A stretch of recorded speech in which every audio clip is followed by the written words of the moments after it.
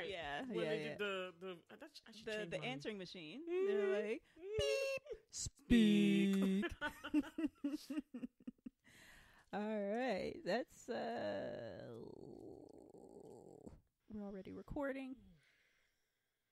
Oh. Hey everybody. Hey everybody. Guess who's back? Hey. Back again. Bola's back And Whitney with her friend. Hey. Guess who's back? Guess who's back? Blerd Talk's back. Guess who's back? Blerd Talk's back. We're back.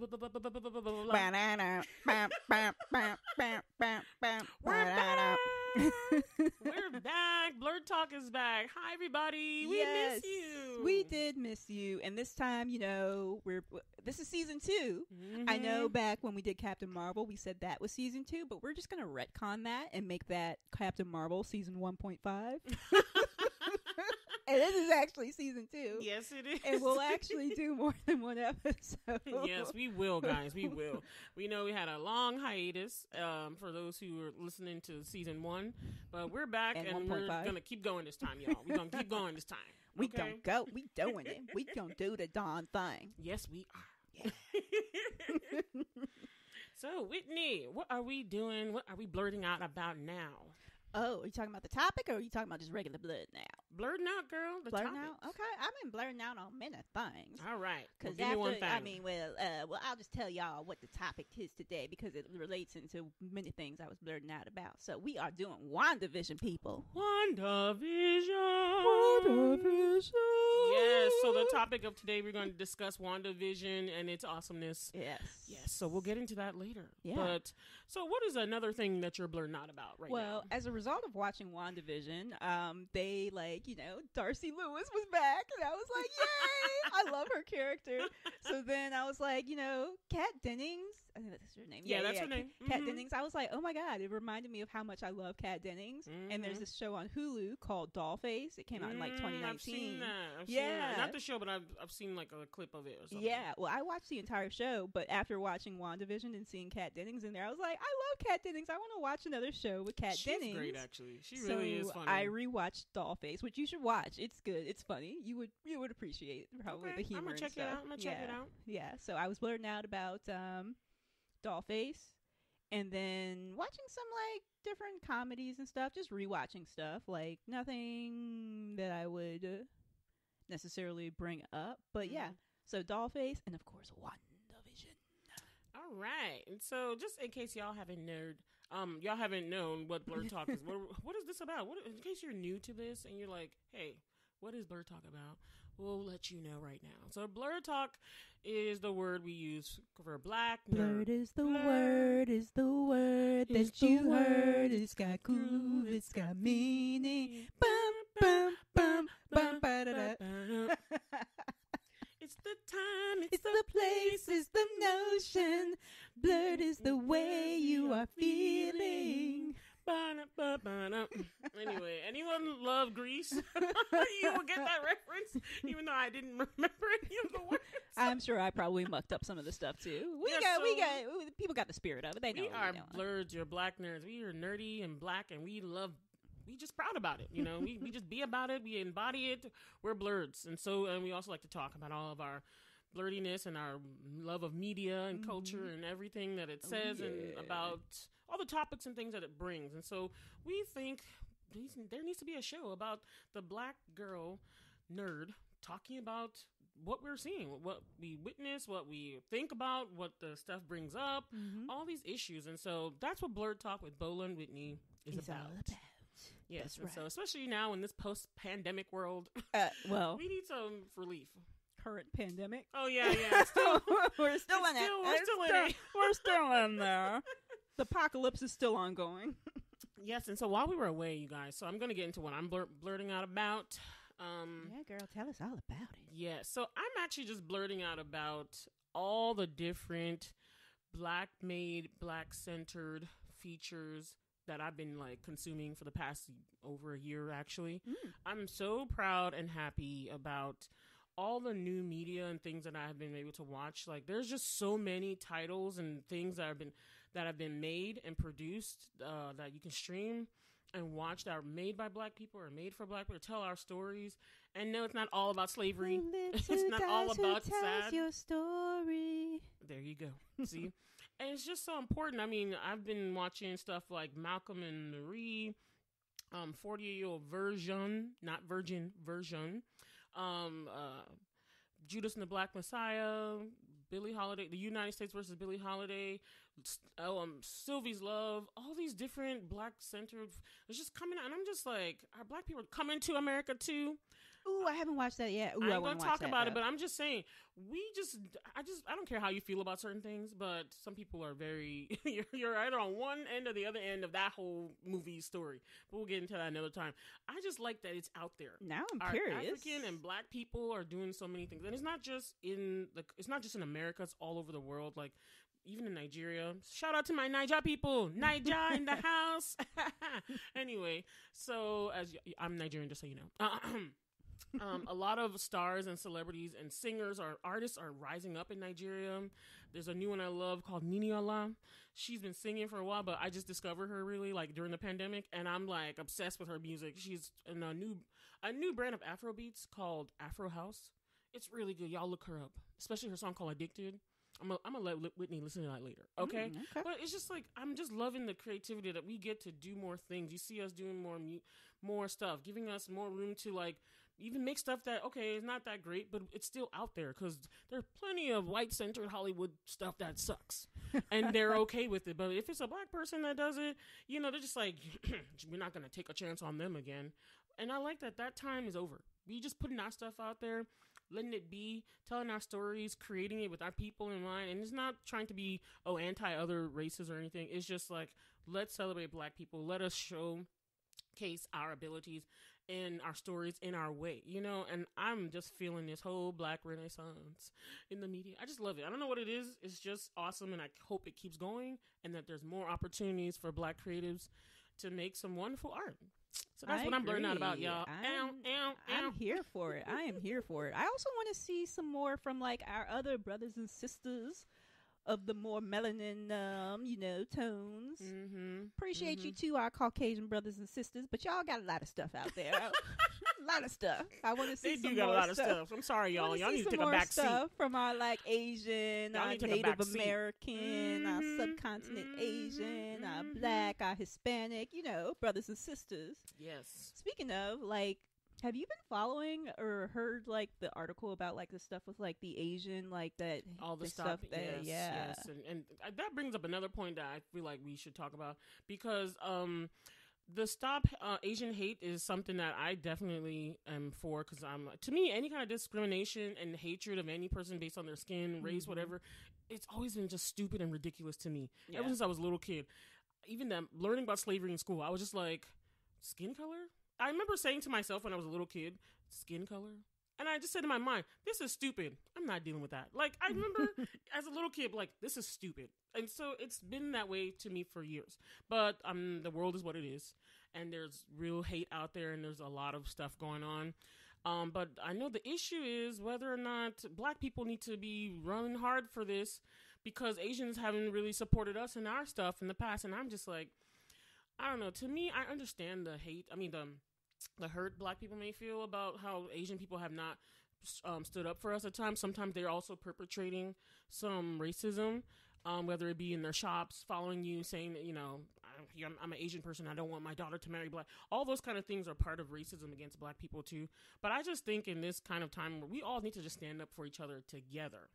So I have been, Whitney, looking at that stuff. Together. Yes. Right now. Over me. I think we need to come together and support each other. We're all of us are fighting white supremacy, basically. We all are. Because if it's not us, as you can see, one person says one thing, and now everybody's turning on a different race. Again, it's just we all need to come together. But what are your thoughts, Whitney? I asked you about it because I'm not as like read on it. Mm-hmm. Well, read on what was happening. I did come across an article, and one of the she means read, y'all. This for me, it's all just like instant. It's all like social media. That's how I learned about everything. Well, that's how I like came across it was like Mm-hmm. a Twitter like highlight, Mm-hmm. and then like one of the people I follow on YouTube who I love her stuff. Her name is Akana, and she's an Asian YouTuber, and her stuff is hilarious, honestly. But she did like a Is it video. that girl you showed me that one time? Yeah. Okay. Yeah, so she was talking about, those 6 women being murdered. Terrible and it tragedy. was, so it was just So a really senseless. powerful video that she was doing, and she was just talking about like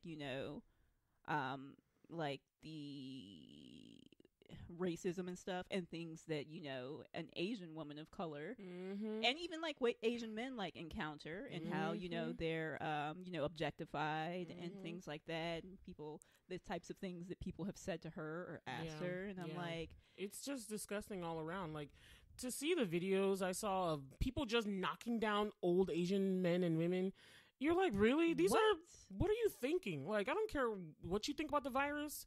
It's not that person's fault. So just be a good human being. I don't know. To me, it was so disturbing to be knocking down an old grandma. Now it's making more grandpa. sense to me from like probably a Trump type of thing. It's directly we're just gonna say it. It's directly from Trump, because he kept calling it the China virus, and since then the extremists and the right wing people have been perpetuating this thing of the China virus, and then the news even showcases that the increase of hate against Asian people has just skyrocketed since all that stuff started. So it's directly from him. But I just want to circle back around to something you said about topics that you like brought up, like people who discussing the issue, like sometimes not always Asian people have been like allies for Black people, and that's a hard thing to like come upon. But I feel like like you said, we need to just like all support each other, like Black, white, Asian, Hispanic, and be the change that you want to see in the world. Like, and it's almost like what is it, the Bible thing about like the tax collectors and stuff like that, like just not doing anything just because like of an expectation of something back, but just doing it because it's right. And it's so true. I just think that I would love it if we could all just come together and really, like, our enemy is hatred. Our enemy is white supremacy. We know the enemy, and I know that not all white people are bad, but even they don't understand how much they benefit from it. There's a lot of them that have such biases, and they don't realize when it affects them. Honestly, they're just a victim of this big, huge thing that was created, racism. It's so damaging. It's in everything. Even it goes into stuff like colorism, sexism, all this. It just trickles in everywhere, And so it's such a caustic thing to people in general. But if we stand together, all the colors standing together, against what is bad, I think it would be way better than just being like Black people are doing their thing, and then Asians are doing their thing on the side, and then Latinos are doing their. It's just, it makes it, we're all human beings. There really is only one race. Racism, with the color spectrum is really a social construct. It's not even scientific. It really isn't. So just the human race. Yes, we all are human beings together, and we should just be fighting for a better world for everybody.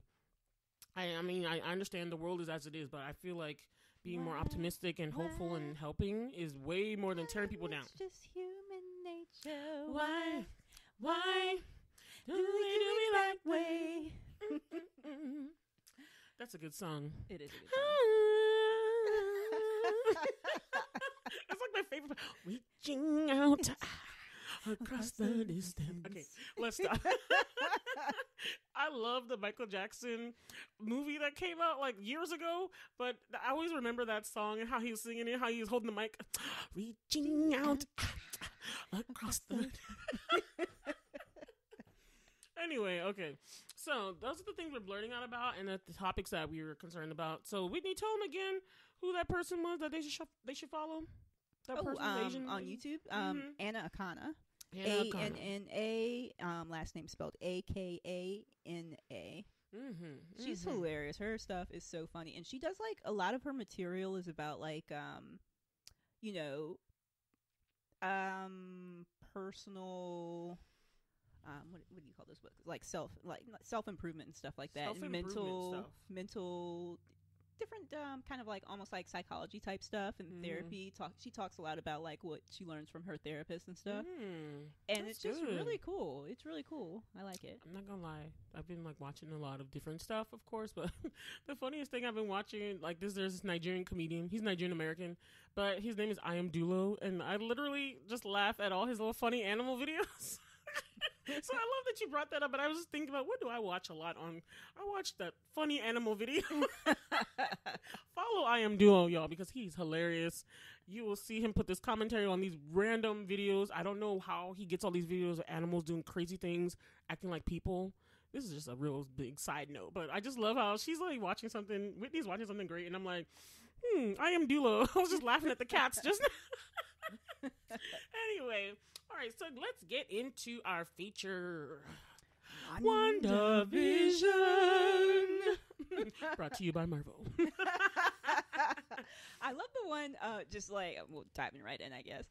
I think it's like maybe the 6th or 7th episode, but like they're doing like the opening sequence. Or maybe I think it's actually after the opening sequence or something, or maybe halfway in. But it's like WandaVision. It's like created by Wanda Maximoff, produced by Wanda. Like all of it is Wanda. Because it's after you find out that she's like done. She's like the architect of everything in the town. So it's like, it's all Wanda.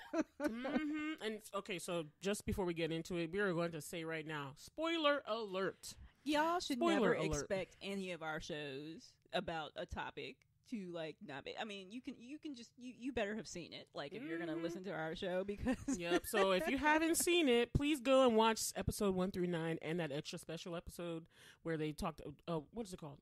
Avengers Assemble, just so you can see how the behind the scenes. Marvel Assembled. Marvel Assembles. Yeah, because girl, you had me down the rabbit hole. I could not find it because I was putting in Avengers Assemble. I was like, and it found like a cartoon thing. I'm like, this is not what she was talking about, and I was spent so much time trying to find what you were telling me about. It said Marvel. And finally, I was like, let me just try. Okay, let me just try Avengers. Okay, no, that's not finding what I'm looking for. Okay, let me just try Assembled by itself, and it's like Marvel Assembled. I'm like, this looks like it. Man, she bust me out, y'all. I totally gave her the wrong name of this.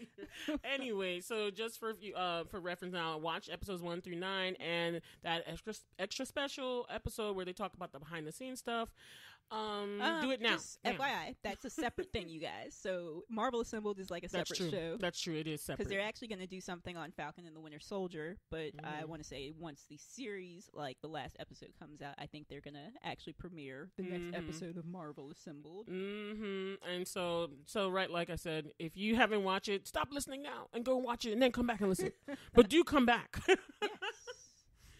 Okay, so now we're going to get into the show. So let's do initial thoughts. Whitney, tell us what your initial thoughts was on WandaVision. All right, so we've kind of got like a format that we're going to try to go through now, you guys. We're going to have like what made it good or great or not great, what we liked most about it, what we didn't like, if applicable. Is it more character-driven or story-driven? And then we're going to give, a rating. So I'm going to start off with like, what made it good, great, or not great? I thought it was great. Me too.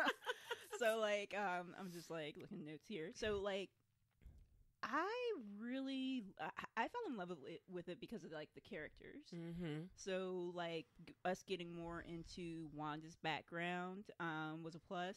And Vision as well. And to be honest, like, I really loved, like, Wanda. Like, right after, I mean, I liked her character. I liked Wanda and Vision, but, like, Vision, I was never that much of, like, a big fan of his. I didn't dislike him, but there were just a lot of other characters that I liked more. I liked his voice. I like Paul Bettany's voice of Vision. And yes, Jarvis Paul Bettany. Just shout out to Paul Bettany. That tasty British thing. Yes, that voice. He has an amazing voice. That voice, yeah. But, like, as a character, I was just like, meh, Okay. Yeah. But, like, watching WandaVision, like, it dives more into both their characters. I became, like, a big fan of Wanda, like, during Infinity War, because during that, It was the sequence, like, right when, like, Thanos is coming there, and they're trying to save Vision or find a way to get the Soul Stone out of his head to, like, save him. Mm-hmm. And so Wanda's up in the tower with, like, you know, Shuri, and when they're in Wakanda. And then finally, when she comes down to join in the battle against, like, Thanos, what was it that Okoye said? She was like... Why was she up there the whole time? I'm sorry. Yeah. Okoye was like extra black African. When she saw how Wanda just took out all those things in one swoop, she was like, "What was she doing up there the whole time? Why was she up there instead of down here with us?" Like, that it's was such a black and African thing to say. It was just so hilarious, and I felt. I mean, I already loved Okoye. She was like my favorite character from Black Panther. And this is Okoye from Black Panther. Yep. Yeah. Mm-hmm. Okoye and Shuri are actually my favorite characters from Black Panther, and I fell more in love with Okoye during that scene. But then I also, as a result, like just fell in love with Wanda because I'm like, she's awesome. Mm-hmm. So that like kind of like jumped up Wanda's estimation, like as a character in my eyes. But there hadn't been like that type of equivalent thing for Vision for me. But this series kind of did it, and I felt like, especially, you know, I'll save because I don't want to get too deep into it since we're just talking about her overall. But I liked how character driven it was, like the whole show. Yeah, the whole show. WandaVision, right? Yeah, WandaVision, because like it's about Wanda and Vision primarily, but it's like I feel like it's really an ensemble type of thing. Yeah, because then we also get like Agent Woo from Ant-Man and Ant-Man and the Wasp is like back, and I love him. He was like he's awesome. So he's back in WandaVision. We also get Kat Dennings' character of Darcy Lewis, who I adored from Thor and Thor: The Dark World. She was like the bright spot, probably one of my favorite characters from like Thor's standalone movies, other than Ragnarok, because she was not in there. But like the first two, she was like the bright spot to me for those two movies. So having her in there, it like brought it up. And then my favorite parts were Monica Rambeau. Yep, yeah, Teyana Paris. And Agatha / Agnes. Like, you know how much I love villains. And she was just, I thought... Who's been messing up everything? It's been Agatha all along. Dun, dun, dun, dun, dun, dun, dun. I mean, like, yo, somebody actually, like, trapped out that song. Oh, so there's, like, a trap version of Who's Been Messing Up. It's so hilarious. But her song actually trended on iTunes for so long after that episode came out, and she, like, the actress, after talking to people, she was like baffled that people liked the song. It was hilarious, though. But like, that honestly, those are like my standouts for the series. Like my very, very favorite. Rambeau. There were so many good things, but my favorite parts of the series were Monica Rambeau and Agatha, the new characters. And Monica Rambeau, she like, I feel like they were setting her up for like maybe a standalone of her own. I know that she's probably going to have a prominent place in like Captain Marvel too, because I looked her up on IMDb and I see that she's on the she's going to be up in there. But like, she should get her own show because she really was like a standout character. She is so strong as a character. I like empathized and like related to her so much. I mean, I don't know if related is the right word, but she just like, she really sticks with you. I felt like she was such a strong character. I wanted to see more of her, honestly. Yes, I was like, why is she stuck in that room with Ralph? Somebody get her out so she can fight these people like, too, please. I would like her to be on screen some more. To me, she was like okay, this is not the best example, but she was like the Wonder Woman of Batman versus Superman for this. Because like, I was going to say side piece. When I was watching Batman versus Superman, I was like, this movie is awful, and the only good redeeming thing about it is Wonder Woman. This is not the case for WandaVision, because WandaVision was fantastic. But it was like, it was one of those things where she's not like the main character, but it's like, I want to see the next time she's on screen. See more of her. Yes, exactly.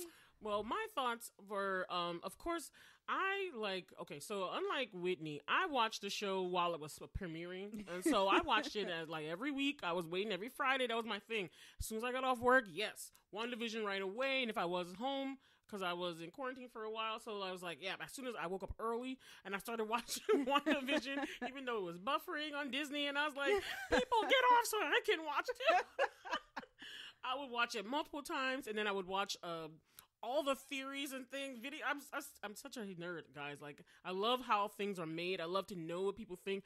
All the story. I love all the conspiracizing, because there was so much conspiracy and theories going on about this particular show. Everyone was speculating so many different things, and I'm not gonna lie, Paul Bettany was behind one thing that didn't play out so well for all of us. Because what was that? He did interviews everywhere, kept telling people that, oh, he was so happy to finally work with this one actor. And everyone thought it was going to be, who was it? Benedict Cumberbatch. We thought that Doctor Strange was going to pop up in this because of what he kept saying on the interviews, not knowing he was talking about himself as White Vision. And I was like, he did that mess on purpose just to mess with the fans. But it's okay. It's okay. We still love you.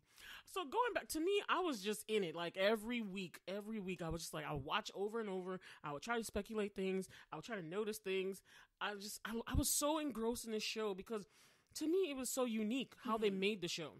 Like, I've never seen something like this. Oh, yeah. The way they filmed it with, like, the kind of Bewitched and I Dream of Jeannie thing for, like, the first couple episodes. It's like a homage to American sitcoms. Yeah, exactly. And then moving through, like, the decades, like, 50s, 60s, 70s, 80s, 90s. It was so unique because it's like the way they did the storytelling I've never seen anything like it. It was so creative. There's so many different type of shows, but the way they did this story and how it unfolded and kind of blossomed into like this MCU regular stuff that we used to see, but it's still like a sitcom and it pays homage to the past and things we have seen in the, it was amazing. And they did like a decade each episode.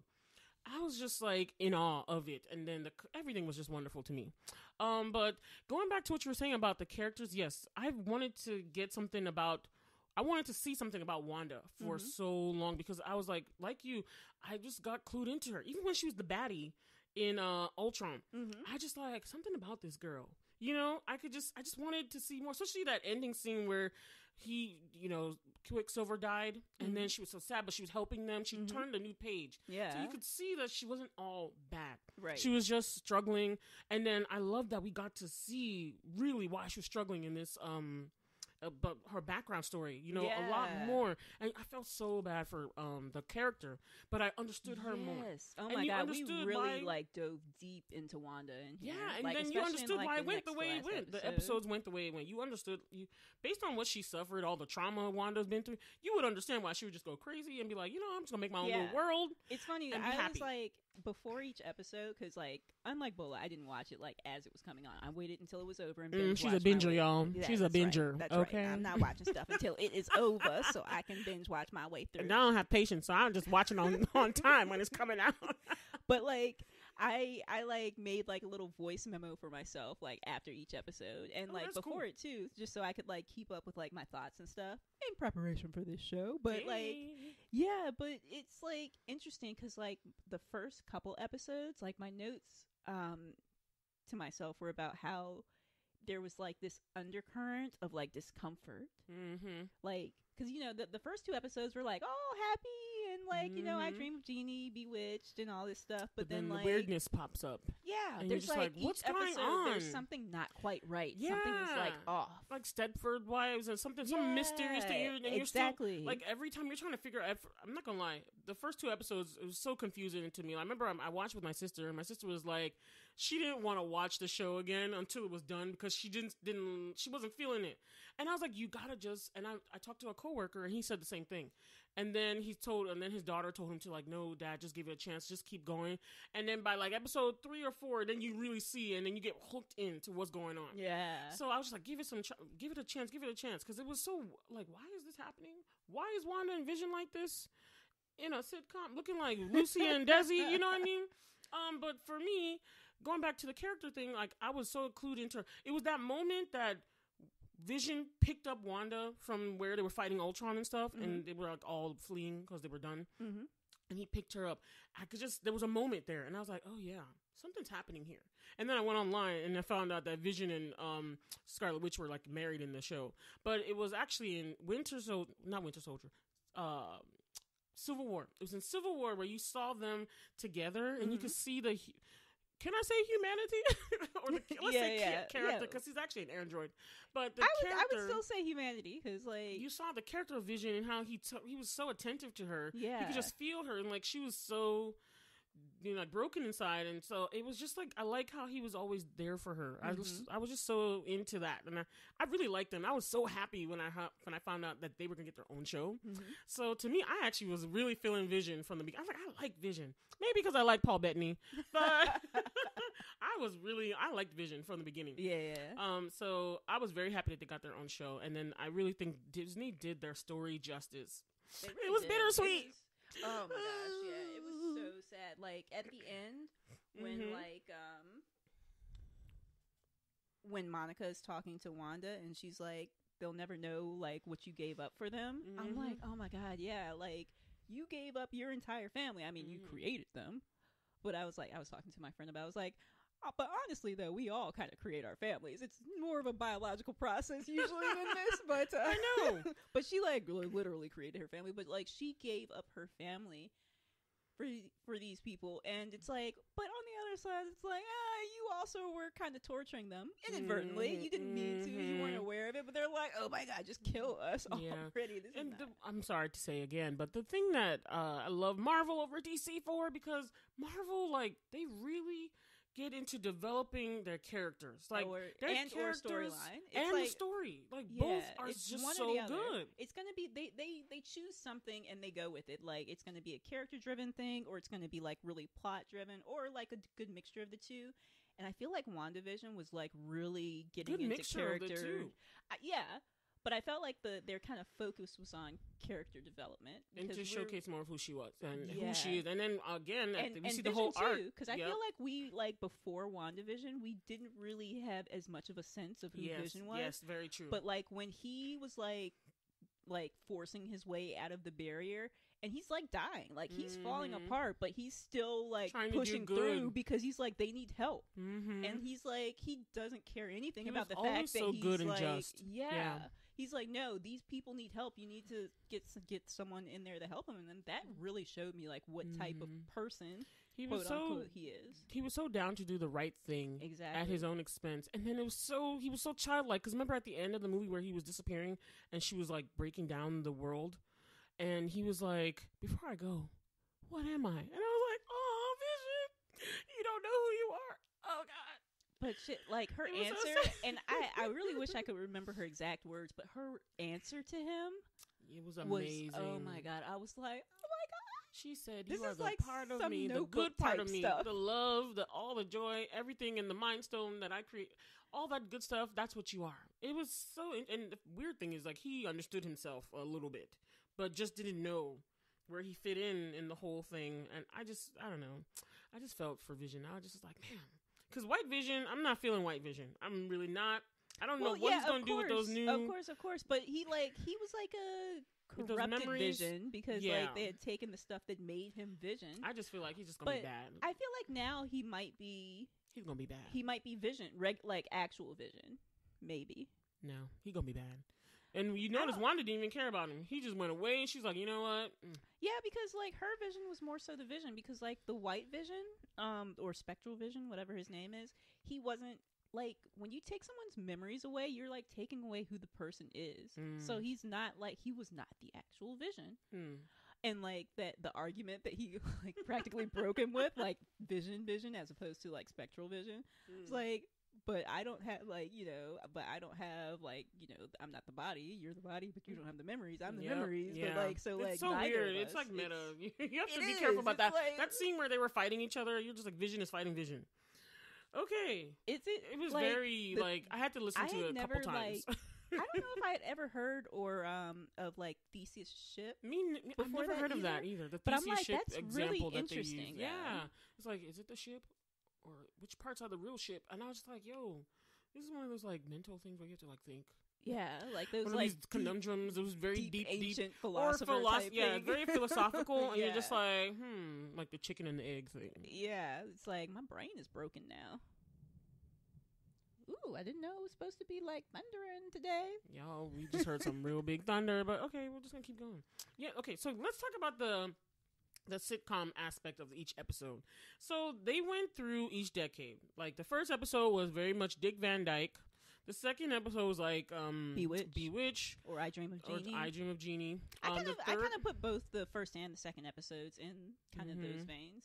Yeah, the third episode was very like Mary Tyler Moore, Brady Bunch, Partridge Family. The fourth episode, which decade was that? 80s was very much like 50s, 60s, 70s. Okay, yeah, 80s. Yeah. 80s, the 80s was definitely like Growing Pains and The Seavers and Charles in Charge, all those old sitcoms that we used to love. Even some like the early years of Full House, like the earlier years. Okay, there was a lot of, they actually did pay homage to like different shows in like how they did the opening, because every episode opening was completely different. Yeah, and I thought really that was very unique and cool. Ooh, speaking of, I also like the end credits, like the colorful part, not the part that came after. But like by the sixth episode, like I was watching the because I would like record like my little voice notes, and if it hadn't been for me doing my voice notes and just muting it instead of like pausing it, I wouldn't have realized that there was like stuff that came after like the color credits. Yeah, you didn't know that? Not until like the sixth episode. So now I'm like gonna have to go back to see if like was there other stuff I missed, because they did like a freaking like Marvel movie thing, and I'm like, yeah, some of the episodes, not all of them, but some of them had something after the colorful credits. So, yeah, and I was like, oh no, I missed stuff. Yeah, so I always like, even now while we're watching Falcon and Winter Soldier, I always get my sister to, once the colorful credits go off, then I like fast forward just to see if there's anything after. And then if there's nothing, we're like, okay, we're good, we're done. You know, so yeah, Marvel, big up to that. But then they had the 90s episode, which was like I think it was Malcolm in the Middle. Yeah, Malcolm in the Middle style. All those 90s TV shows, Even Stevens, all that kind of stuff. And then they had the early 2000s, which was like Modern Family. The aughts. I like. And then it went into just Marvel. Which one? What did you say? I said I like calling it the aughts. Okay. So to me, I love how they did it, where each opening credit was like, they made a new song, a new opening credits, like drawing or feature, and all of it was like from the decade, even from down to the music, everything. Even they had, which was so interesting, they had like made up commercials in the show. Oh yeah, the commercials so cool. were interesting to me, because they had like an interesting concept to do, little Easter eggs in there, because like they had like the watch, and it was like Hydra on there, and I was like, oh snap! I'm like, is there something that's supposed to be coming from these? Yes, because I'm like, commercials were like, you didn't at first. You're just like, what was that? You thought there was a real commercial. I'm like, I thought Disney Plus was commercial free, and then you realize that they were actually part of the story, and they were real. All of them were like. But it's also interesting because they all seem to be somehow geared towards like the villains, like either Hydra or like General Strucker. Like it was all stuff that when I researched a little bit about this, but the commercials were all stuff about Wanda past and struggle, because you know she actually dealt with that stuff. So like the little beeping on the toaster in the first episode was like the beeping on the Stark gadget that didn't blow up in her house. Yeah, they made everything kind of all related to Wanda's struggles and issues and what she was doing and feeling at that moment. So it was very ingenious how they made everything. It was interesting because like with the first two episodes and having that kind of undercurrent of like something not quite right, I also thought like, because at first she's not aware of what she's done, and like you're like, does she know? Does she not know? But then like I feel like it's almost like she had like a dissociative episode. Yep, definitely.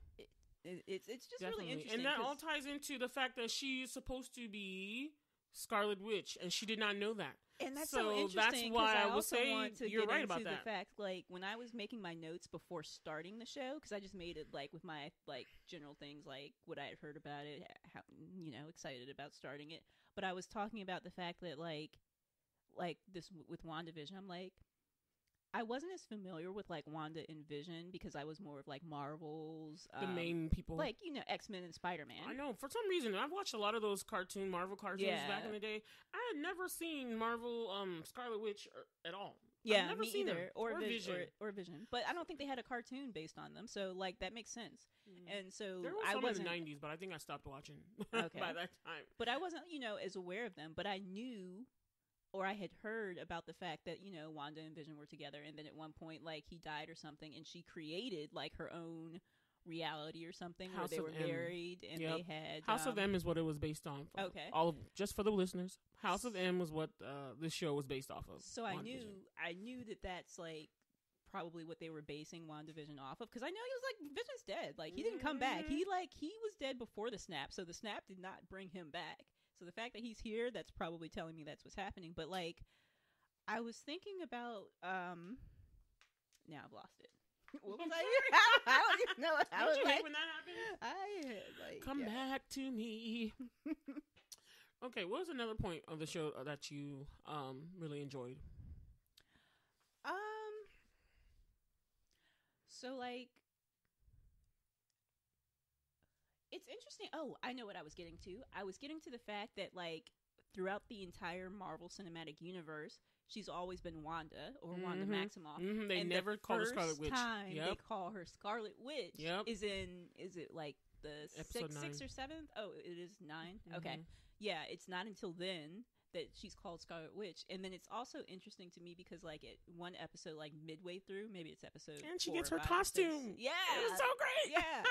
But like the director of S.W.O.R.D. is like, so does she have like a code name or something like the rest of them? And they're like, no. She's just Wanda. And I'm like thinking to myself, like, yeah, nobody has ever, she's not been Scarlet Witch. Like this series is the first ever time that she is referred to as Scarlet Witch. She's always just Wanda. So that was also kind of like a cool little thing. But can you imagine this? Like you're just living in your own town, just doing whatever, and then all of a sudden you're stuck in like, and you can't get out of this. You're stuck in like the 70s, 60s. You can see it physically, and you're living it, but it's not you. You're just like, what is this? It's so weird to me it's interesting being like, the people like, the that were stuck. Who was like, could you just let my daughter go for long enough for me to like hug her? And I'm like, oh my god, like it's like terrible. Yeah. But then you're like, but Wanda, we love her because she's the protagonist, but she's kind of the antagonist too because she's harming these people, not really harming them, but like keeping them away is still keeping them from their family,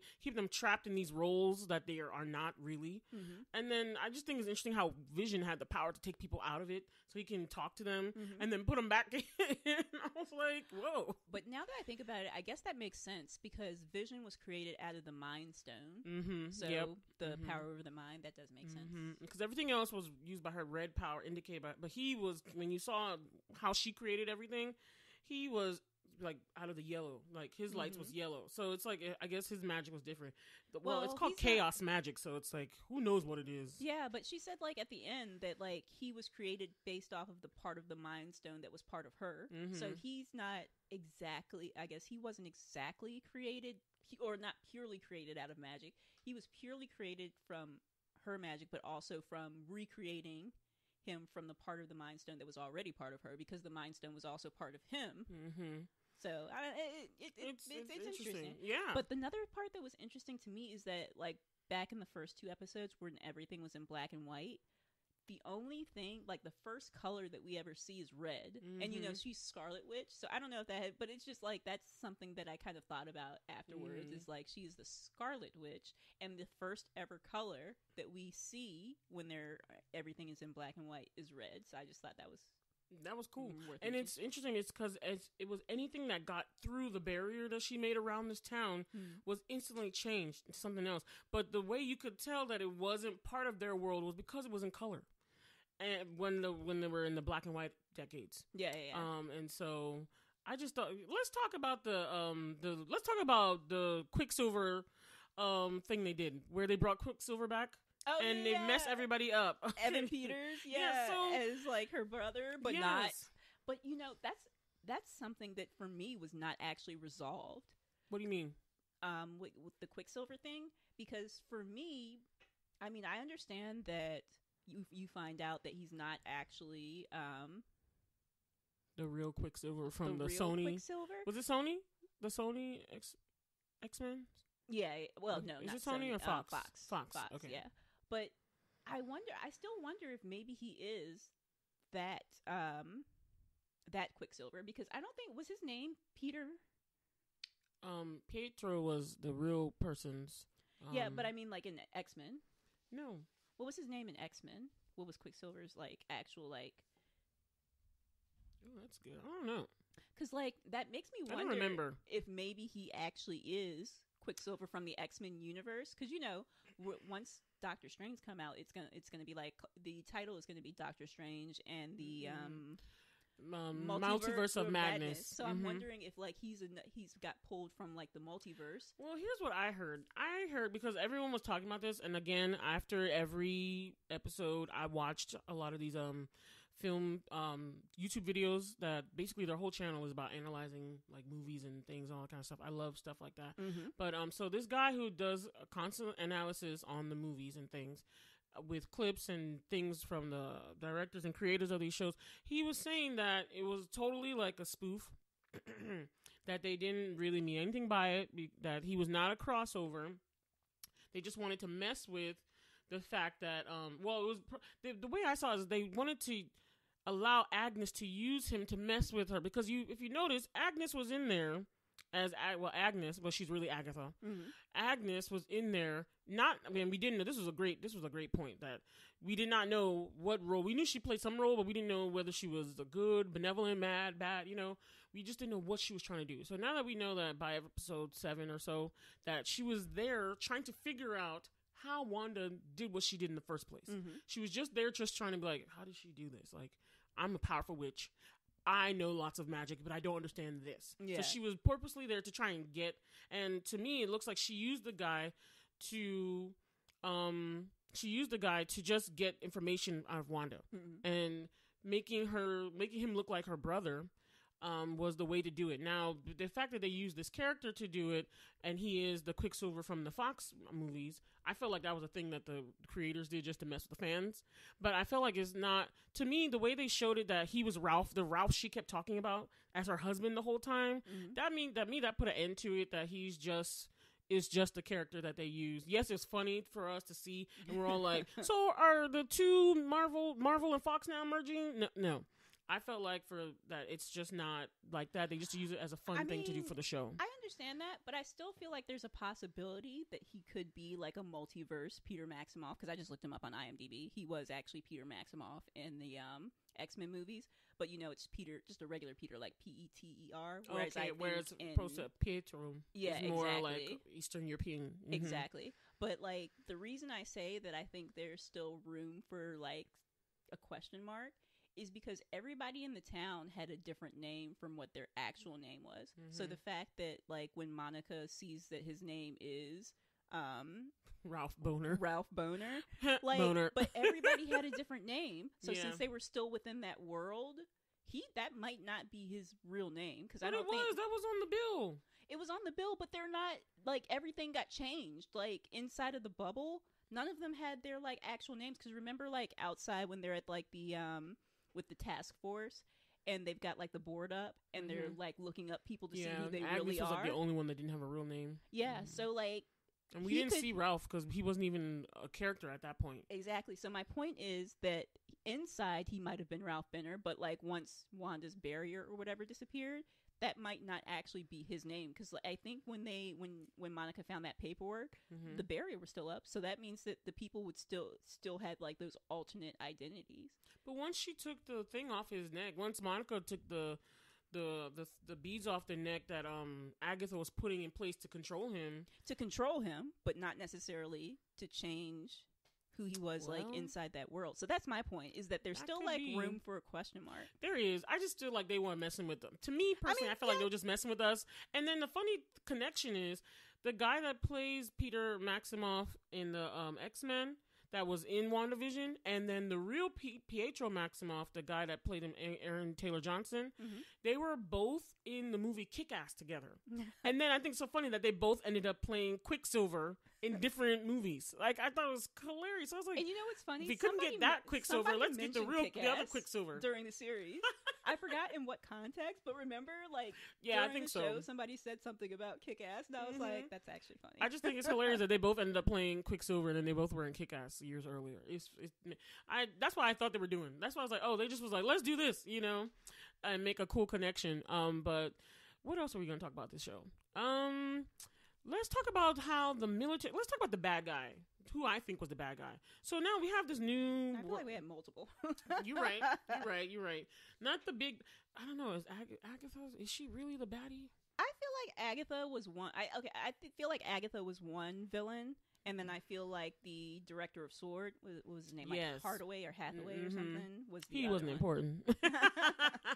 He was, and I just thought he was doing some egregious stuff. Like, he was just... Yeah, that was messed up because, like, they made it look like Wanda had stolen Vision's body, but then when we go back through her memories, you see that she did go to the compound, but she never stole his body. She went there... and Operation Cataract. That's what they called it. Because he was trying to do some stuff. That he's, like, there, and she's like, I can't feel him anymore. And then she leaves. She's like, she goes, I'm going to go sulk in peace. And then she creates a whole new Vision. She did not steal a body, so he was lying that... He was annoying, and the fact that he was trying to he was like willing to shoot the kids in the last episode when they're all fighting. I was like, are you really? Luckily, Monica just came in and stood there, and then it was so cool that the bullets went through her. Yeah, man, I can't wait for them to develop Monica's powers. Because like I was like, I'm a little. So when I watched Marvel Assembled, they were talking about like the fact that, you know, her DNA got changed, and like Darcy warned her about going in because it had already been changed a couple times before. Because she went through 3 times. She went through one when she was just testing it, and then she went through the second time by getting kicked out by Wanda herself, and then she went through again. And she pushed her way through the 3rd time. Yeah. So I know that Darcy talked about her like DNA being changed. So that's like that's one possible explanation about like, you know, her eyes glowing blue and all that stuff. But then when like she was pushing her way through the 3rd time, you know, she's going through all her memories, and you know, you're hearing like about her mom, Maria Rambeau, from like Captain Marvel, and then, you know, you're hearing like Carol's voice, you know, calling her Lieutenant Trouble and stuff from Captain Marvel again. But I'm like, I'm not sure if it's because of like the DNA change, or if it's because she's got something from like Captain Marvel that maybe exposure to Carol maybe gave her, or like, you know, gave her like a dormant something that got activated by Wanda, or if it was all Wanda. Like, I'm not gonna lie, you're right, because it was like for a long time you just like, oh, you can assume based on how they did their story. And I actually like how they went back and did a little bit of Monica's backstory and how she was one of the people that disappeared during the snap. Yeah. And then she came back during the blip right in the hospital room where her mom died. And then the mom had been dead for 5 years. And it was so messed up. But they showed that. And then, so for us, we're just like, oh, she's not a meta-human. She's fine. Nothing's up. But then you're like, because she goes through the barrier like this, like, to me, I'm wondering if they're just trying to show this is her establishing, this is how she gets her powers, because she's the only person that forced through the barrier, where everyone else went through when Wanda opened it. Yeah. Like, no one else went through the barrier just while it was up. Everyone else came through when she opened it up. And then I'm like, well, if you look at it, Darcy also went through the barrier, but not because of her, but when Wanda expanded it during the Halloween episode. Yeah. So I was like, all those other people went through the barrier too. Did they change? Or did Monica just change because she went through 3 times? You know? That's what I'm not sure about. Like, did she get these powers because like she's gone through the barrier 3 times, or did she have some type of potential that was already in her that just got activated because of the barrier, or was there some type of, I don't know, like probably they'll get more from Captain Marvel that like seeped into her at some point? They might get more into it when they do her like more of her story in Captain Marvel. So we definitely know she's going to space with the end credits scenes. I always look for them. But yeah, so let's talk a little bit more about Monica's powers. They call her so many things in the comic books. Like, she's known as Photon, she's known as Spectrum, she's known as Captain Marvel too. She was actually known as Captain Marvel as well. So I'm like, what name are they going to give her? What is going to be her name?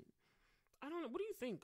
I don't know, because like I similar to like Vision and Scarlet Witch, I am not familiar at all with like Photon or even like Captain Marvel. Like Captain Marvel, I'm also not as like familiar with from like a backstory point. So I don't know. There's Miss Marvel too, which is like a little Spanish girl. Yeah, that's coming. They're making a show of that. Her own, like, oh, is it a show or a movie that she's getting? It may be a movie. I'm not sure.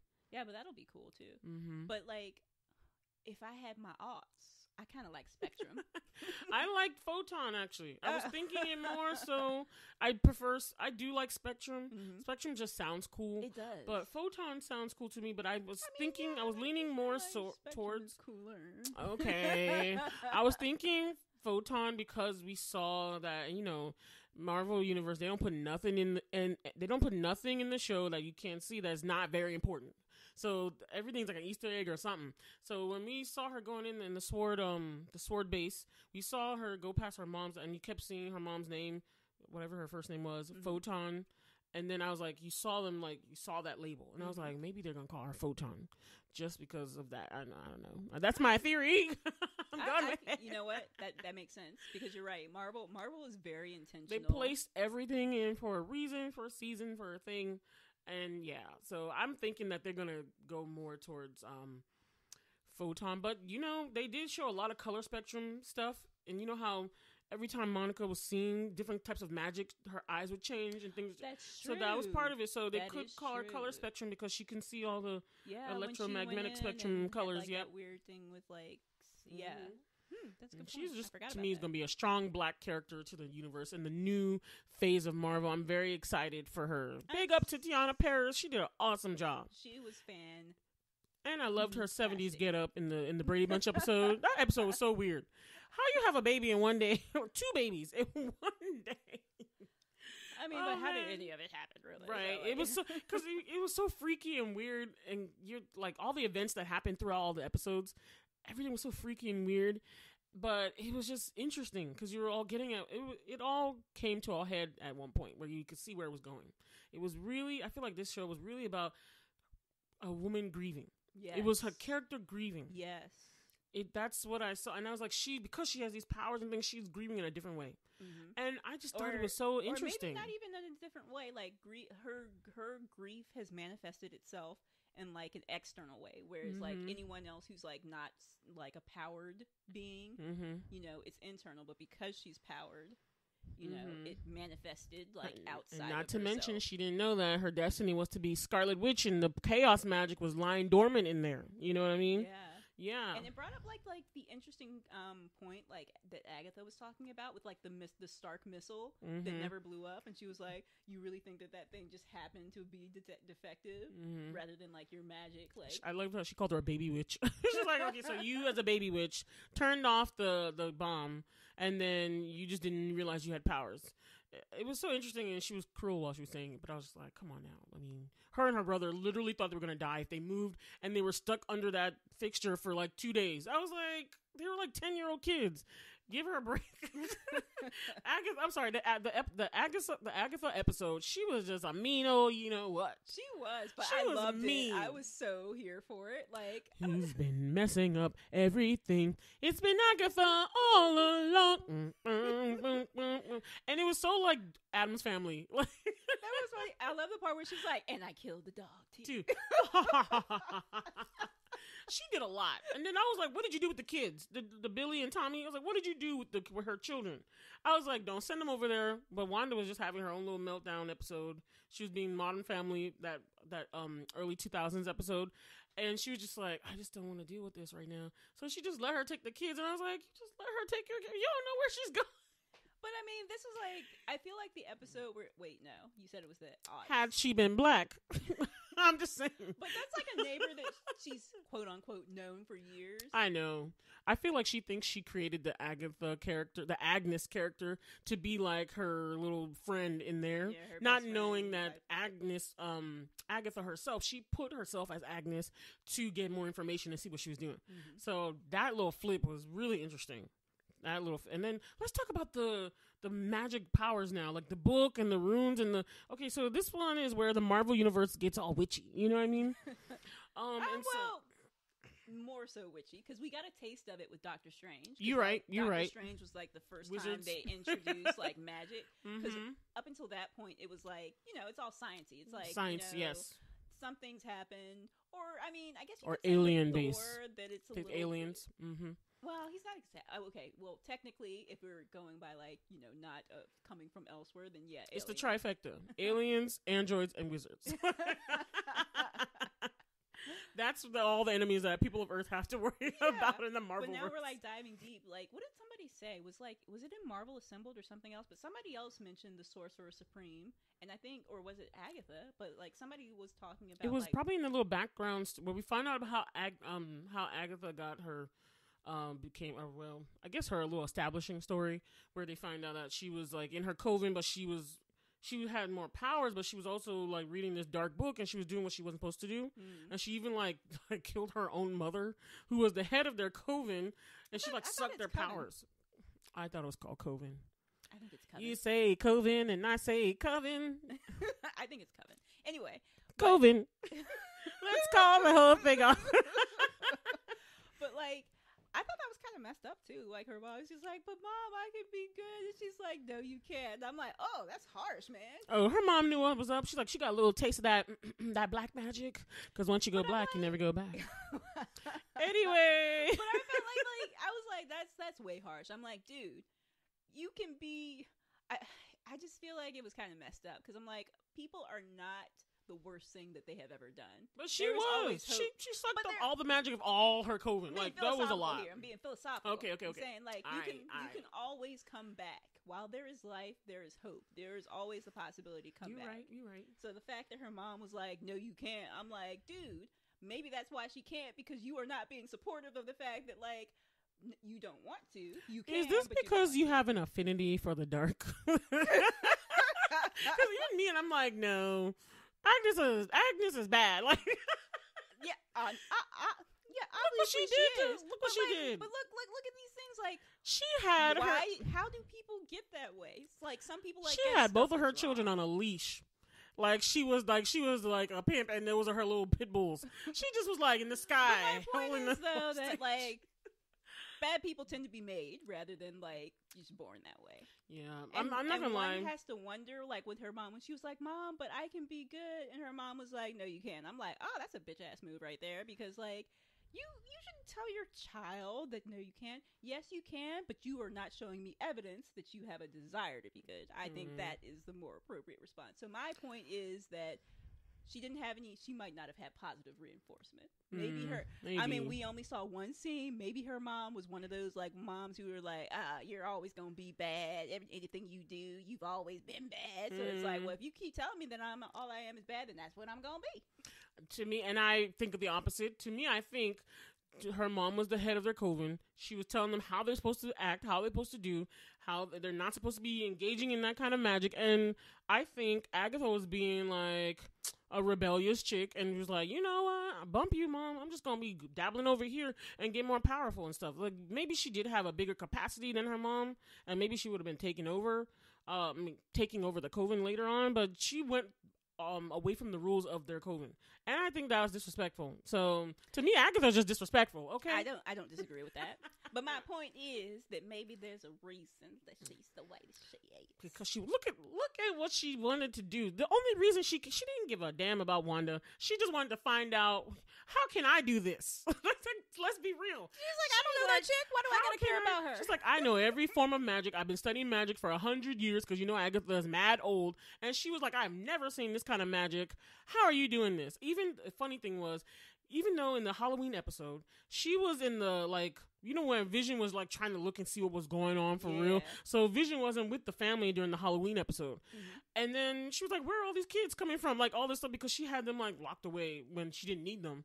And then she saw that the Wanda had her magic on autopilot, where people were just kind of like stuck doing one motion. Because, I'm not gonna lie, that actually sounds terrible. When you have somebody hanging their clothespin and just rehanging it and then crying, and you're just like, the person's there, but they can't move their own body. That's very terrifying. It's very, what's that? It's very Get Out. Yeah. And so to me, I was just like, but you looked at it. The only reason why Agatha was over there in the first place, and then she had to fake like she didn't know what was going on to Vision. But the only reason why, because she was like observing it, she was envious and power hungry. That's why she went over there in the first place, because she wanted to know how to do it. So to me, I don't argue that. I don't know if maybe, because she did say when she defeated Agatha, excuse me, when Wanda defeated her, she was like, you will need me. Who knows? She may, because she's also... like, well, I know where you'll be. Exactly. And then, you know, in the comics, it was like, she was kind of like a mentor. Oh, really? In some of the... Because I wasn't familiar with her at all, and I was like, maybe I need to go look her up, because I don't know anything about her. She was still like an old witch, but she was also kind of like a mentor thing, teaching Scarlet Witch in some of the comics. And so, again, I watch a lot of behind the scenes and this, like, history stuff. I watched like all the stuff about the comic itself, the story. So I was just like, I see, you know. So it could be we might see Miss Agatha Harkness later. We don't know. I would like to, because to be honest, Agatha to me comes off almost like a Loki. Yeah, like from Thor, yeah. where it's like I liked her character. She was kind of fun, not gonna lie. But it's like she's kind of like bad, always causing trouble, but you kind of like her. I did a little bit until she like put the kids on a leash and stole them and stuff, and then she was disrespectful. Like she was so disrespectful. But to me, I'm wondering what this new power for Wanda is gonna be. What is this all gonna encompass? How is it gonna go forward now? And she's also reading the book too. So now Wanda, if you see that end scene where she's reading the book now, and she's kind of like Doctor Stranging it, where her body was walking around just drinking tea in the mountains, and then her spiritual self was reading, her Scarlet Witch self was reading the book, right? And so you're just like, is she learning how to do the powers? Because she learned quick. If you saw the big battle, after just looking at the runes one time I was like, oh, she gonna get you. She gonna get you. That was the most ingenious thing. That Okay, so was just to set it up, guys. I was like, Wanda, this is why you are my girl. You are badass. Just to set it up, guys. So when she got kidnapped, well, she went in the basement. But I don't know why people don't learn from. You don't go in the basement ever. There's just nothing good happens there. Anyway, so she went to the basement because she said, oh, her kids were in the basement. Mind you ain't hear no kids. But she went down there anyway. There was like nasty, creepy, spindly little spider trees growing, and you still go down there? Oh no. Had they been black, they'd be like, never mind, just send my kids over when you're done. Anyway. But you know what? Now that I think about it, when you're talking about, like about going into the basement, maybe she was overconfident because she's still thinking that she is the one who's got like the entire town kind of like under her control. So there's no reason for her to think. I'm not gonna lie. It's weird because it's like Wanda kept saying like she doesn't know how things were going. She doesn't know. And then my mind watching it, I was like, does she really not know? She didn't at first. I don't know. Because to me, it's like, oh, they're not paying harm. So to me, I was like, Wanda, do you really not know you're doing this? Because she kept wondering how it was happening, and then she's like, I don't know how this is being. And then I was like, okay, so she doesn't know anything about magic. Yeah, but like I feel like she really did not know that she was doing it. I mean, I think she became aware, but I don't think she was aware that she was harming people because, like, at the edges of town, she's just got them on autopilot. She's not actively thinking about this. Yeah, this is like she's just powerful enough that this is happening. Like, she had like I guess an overarching wish, like I want to live in this place that's like this thing from that I would see on TV, but she's not like. She's not, like, in her head, like, consciously, okay, I gotta do this. Because, like, oh, my God, you would go crazy trying to, like, coordinate everybody's lives. Which is part of the reason why Agatha was so impressed. Because she's like, you've got these complicated storylines that you've got going. And, of course, when you get further to the edges of town, it's, like, I guess, getting to the edges of her power and her ability to maintain this stuff. But, like... And she had an edge, too. Don't go past Ellis Street, because that's where the barrier was. Yeah, but it's, like... It's, I guess, almost to me, maybe it's almost like, the kind of unconscious type of things, like, the ego, super ego, id thing. So, like, part of her is controlling it, but it's not, like, the conscious part. So she's not doing it because she was not trying to harm anyone. And she didn't even try to, like, create it. It's, like, all out of pain. Like, it's really, like, a dissociative almost type of episode. Yeah. So, like, somebody who's, like, I don't know, a dissociative identity disorder or something, they're not trying to do these things. That's creepy. It's just like it's created out of trauma. Yeah, and I think it's interesting that out of this grieving process, this very unique, interesting internal and external, I guess, grieving process that she went throughout the story arc of the 9 episodes. It's like she actually became her own, like she was destined to be Scarlet Witch, but she didn't know it, and so. I just think it's funny. It kind of shows you how, like, through grief, there was a line in the story like, "What is grief but love enduring?" That line was the best thing. I was like, "Wow, I had never thought of that." This has had like some really, really great, like, heartfelt. Yes, this show was just like, really, man, the show was awesome.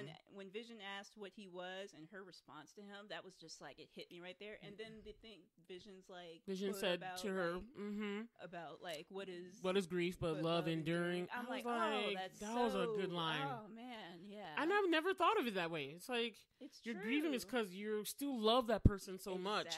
And so she loved Vision so much. She was like the only one that she could connect to after, because if you look at Wanda's story, when she was 10, she lost her parents, Then they grew up as orphans. Her country was in chaos and stuff. And I think they kind of got that from how a lot of Eastern European countries like Bosnia, Serbia have been in like civil unrest for so long, had those really big wars in the 90s and stuff.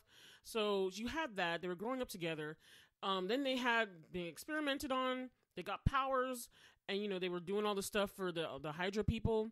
And then Pietro dies as Quicksilver while they're fighting Ultron and everything. That's another person gone from her life. Like, all her main ties and then she finally meets Vision, someone who can love her, someone who's with her. As weird as it is to love an android. Hey, when he turned to a human, when he did his human phase, I was like, I'm with it. Let's not get into the particulars, okay?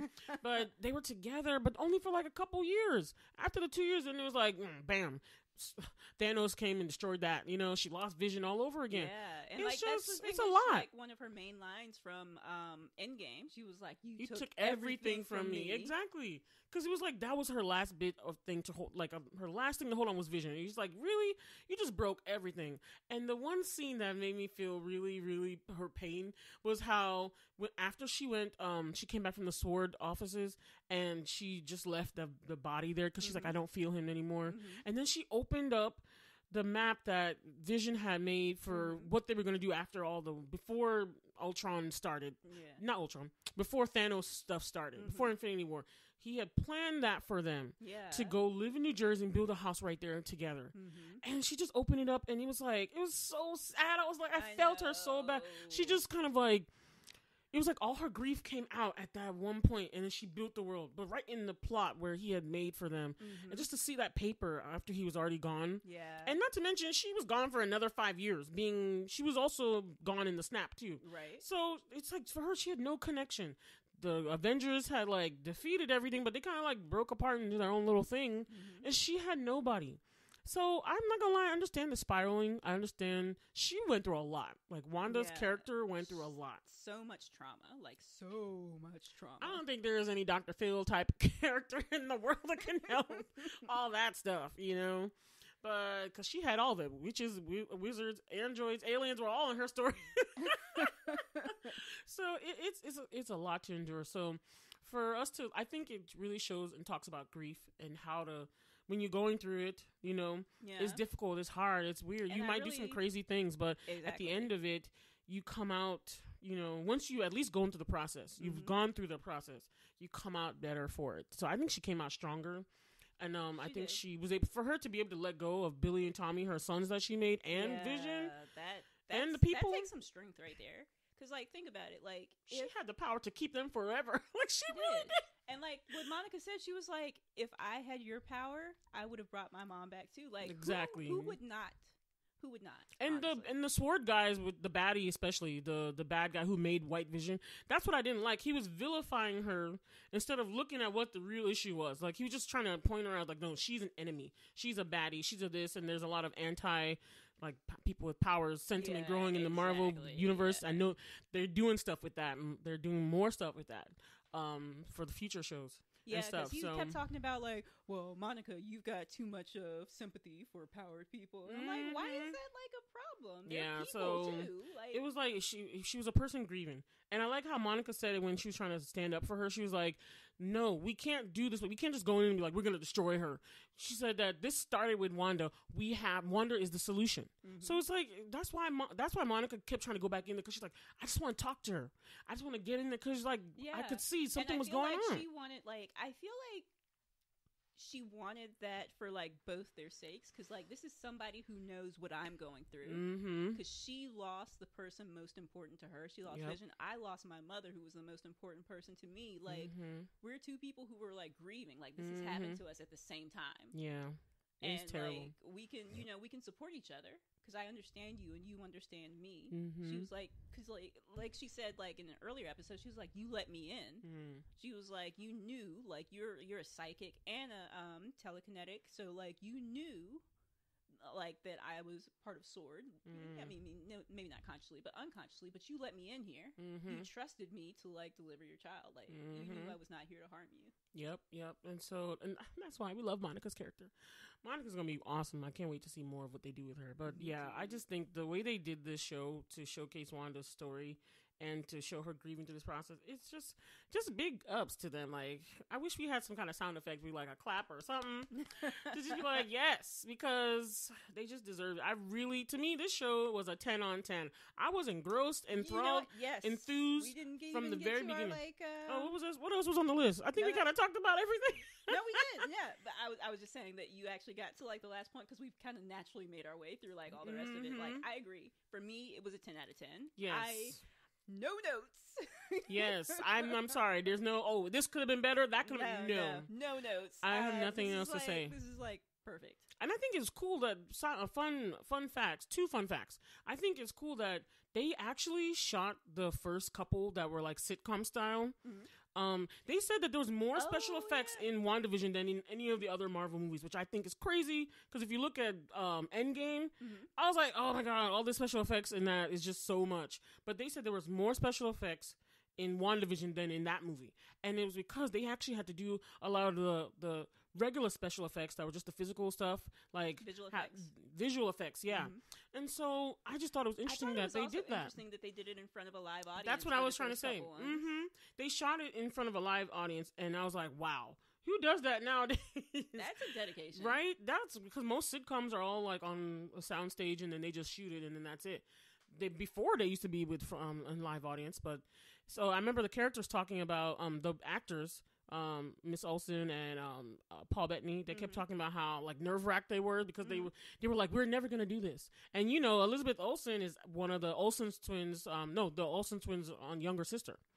I was thinking like they had more siblings. Oh, I think they do. They have a brother, I think.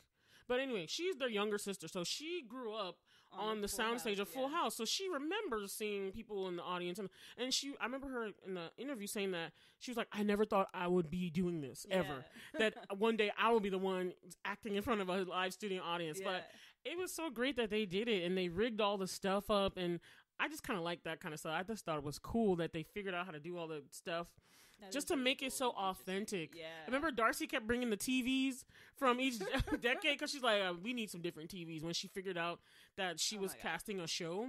I love Darcy so much. I love the like ending line when she like crashes, like when she finally gets like the truck into we forgot to talk about Jimmy Woo. Let's not, our Asian brother. Jimmy Woo was awesome in the whole thing. I like he got a little fight scene, and then you could just see he's like one of the good agents. Yeah. He was there. He fought some people. I just had to give it up to him because he's hilarious on the regular. But in this episode, we got to see another side of him. So, you know, he'd be like, no, when I need to get scrappy, I'm going to get scrappy. And I like how he defended and stood with he was even worried about Monica going through the barrier. He's like, I don't think you want to do that. Okay, she's going to do that. But he was always down to help them, and they worked together. He actually went against the SWORD people and the FBI agents that were trying to like just break Wanda's stuff down.